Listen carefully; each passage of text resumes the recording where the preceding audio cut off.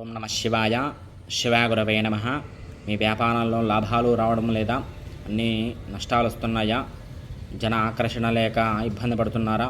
Shop open చేసినప్పుడు 3 నెలల బాగానే వస్తారు, కానీ జనం క్రమంగా తగ్గడం మీరు చూస్తారు.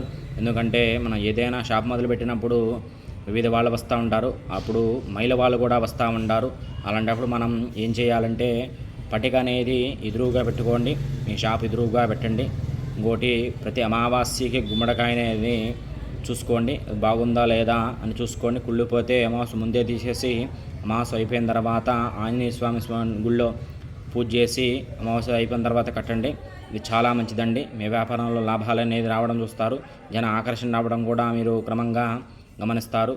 ప్రతిరోజు షాప్ ఓపెన్ చేసినప్పుడు కళ్ళుపుతో తుడవడం, కళ్ళుపు నీళ్ళలో వేసి లేదా లైట్గా పసుపు వేసి తుడవండి. మీ వ్యాపారంలో లాభాలు వస్తాయి, జన ఆకర్షణగా ఉంటుంది. ఓం నమ శివాయ. ఇంకా ఇలాంటి వీడియోస్ కావాలంటే ప్లీజ్ సపోర్ట్ చేయండి.